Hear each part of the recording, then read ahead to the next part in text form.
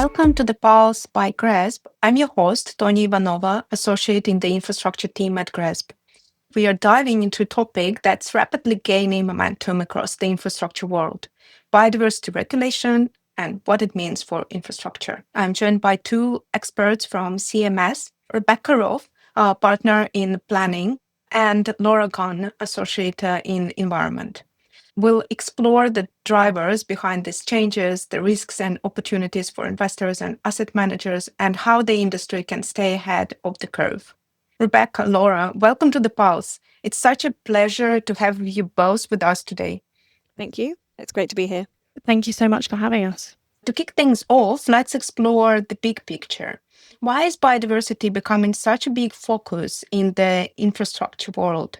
Becca, if you could kick this one off. Yeah, of course. I think Laura will cover some of the more global and EU-focused elements shortly, but I'm going to start off looking at the position in the UK. Here in the UK, we have some real drivers towards biodiversity improvements, particularly a mandatory process for biodiversity net gain.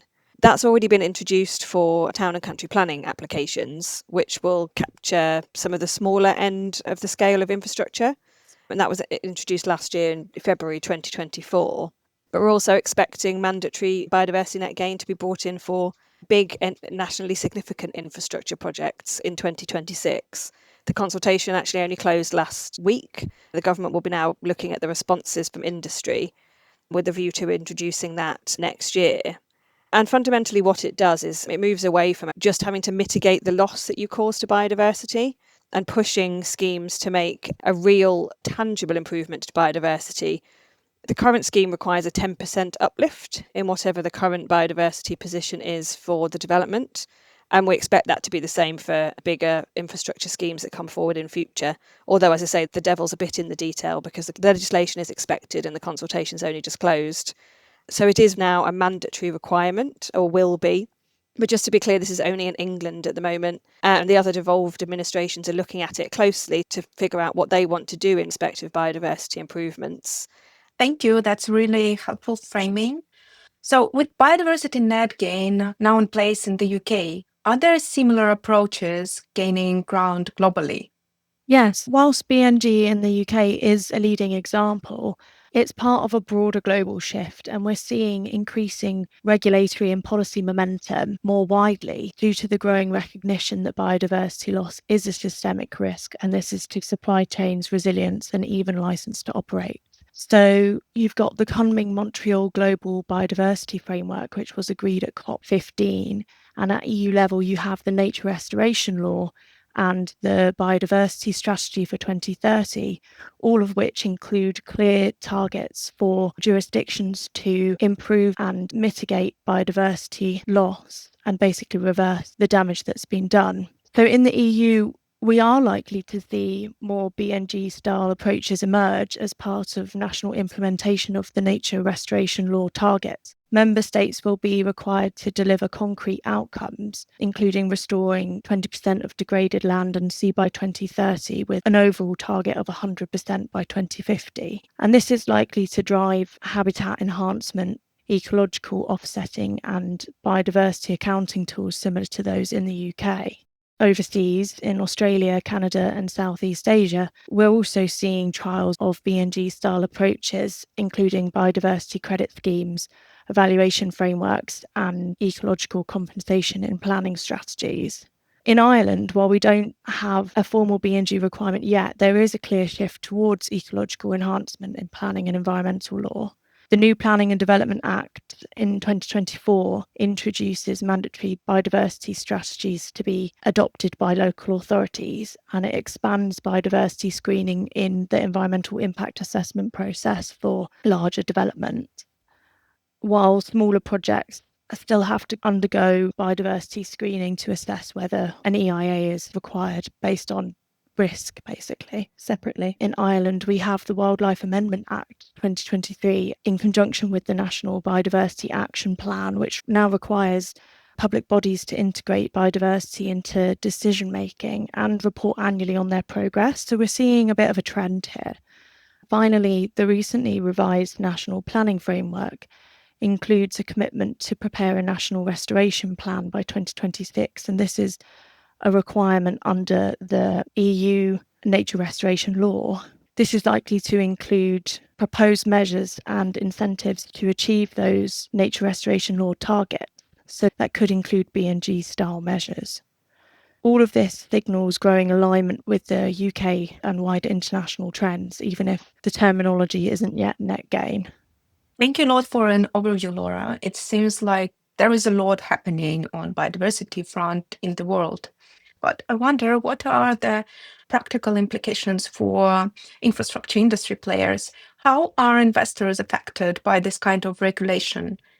I mean, again, I can probably comment from a UK perspective and then hand over to you, Laura, if there's anything you wanted to add from a global perspective. I suspect that the implications are pretty similar, regardless of exactly how the legislation works. But in England, where mandatory biodiversity net gain is in place, it's a very complicated system and it requires a minimum of a 10% gain from the baseline position.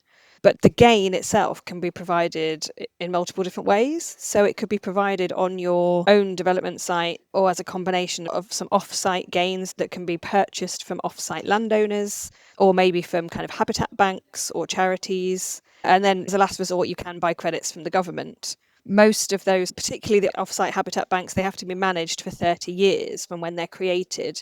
So it does create quite a lot of complexity for investors because it potentially adds additional agreements that need to be entered into with off-site landowners, different local authorities, different habitat providers. That can lead to increased timescales for the projects, particularly because BNG generally has to be provided or at least secured before you can commence development, which means there's a lot of upfront work to be thought about to enable you to be able to satisfy any local or statutory body that your gain is secured sufficiently before making a start on any development. But that's what we're finding at the moment. Things are slowing quite significantly. Local authorities are struggling for resource and expertise in this area.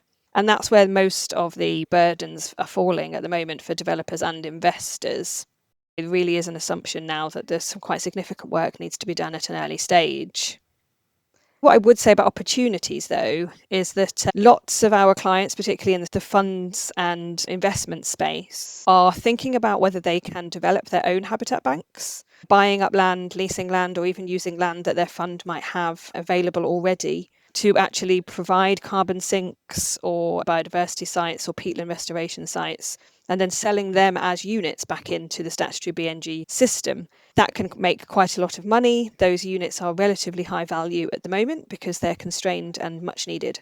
If I can just add something from a slightly different perspective, we're also seeing a move towards standardised nature disclosure. So the task force on nature-related financial disclosures, whilst it's voluntary, means investors and asset managers are increasingly being required to report on these type of metrics. And then from an EU perspective, you also have the Corporate Sustainability Reporting Directive, which some investors might be in scope of, where potentially the inclusion of such metrics will be there as well.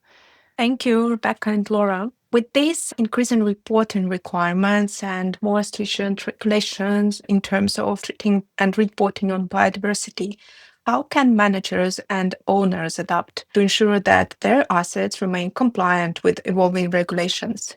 So I think the key really is early integration. Biodiversity risks and opportunities should be considered from the outset during site selection, design and feasibility stages. This means engaging ecological expertise early, undertaking robust biodiversity baselining and considering nature-based solutions that deliver both ecological and operational value. From a compliance standpoint, I think managers and owners need to closely track these regulatory and policy developments, which seem to be relatively fast-moving now, and plan for future restoration obligations, embedding biodiversity gain or mitigation costs into project budgeting. And then from the reporting perspective, asset managers should also be establishing internal reporting protocols aligned with the voluntary frameworks that I've mentioned, and where possible, integrating biodiversity into these ESG performance metrics as well. Finally, I would recommend that investing in upskilling your internal teams. Biodiversity literacy is becoming just as important as carbon literacy in ESG teams and project developments, and that will really help you stay ahead of the curve. Yeah, thanks, Laura. It's really about managing and planning for biodiversity improvements and costing them into any developments or investments, accepting, I think, that the move towards some sort of mandatory or statutory biodiversity net gain is here to stay, certainly in the UK, and as we've heard, likely to be more broadly than that. There is also a significant amount of legislation and guidance and policy coming forward all the time. And this doesn't sit in isolation. We have BNG in England, but we also have a wider potential change around nature levies, which are intended to reduce some individual burdens on developers. We have some potential requirements to have environmental outcomes reports and environmental delivery plans. So there is just a lot going on. Thank you for providing these insights. From what we see, it is clear that the biodiversity considerations are becoming prominent in the infrastructure space, and it's becoming less and less voluntary. It is also becoming core consideration for investors, developers, and asset managers alike. If you'd like to explore this topic further, be sure to check out articles in GRESB website or feel free to reach out to GRESB. This brings us to the end of our podcast. Thanks a lot for listening. Thanks a lot to Rebecca and Laura for joining this conversation and sharing your expertise on the biodiversity regulations for both UK and market. Thank you. Thanks very much.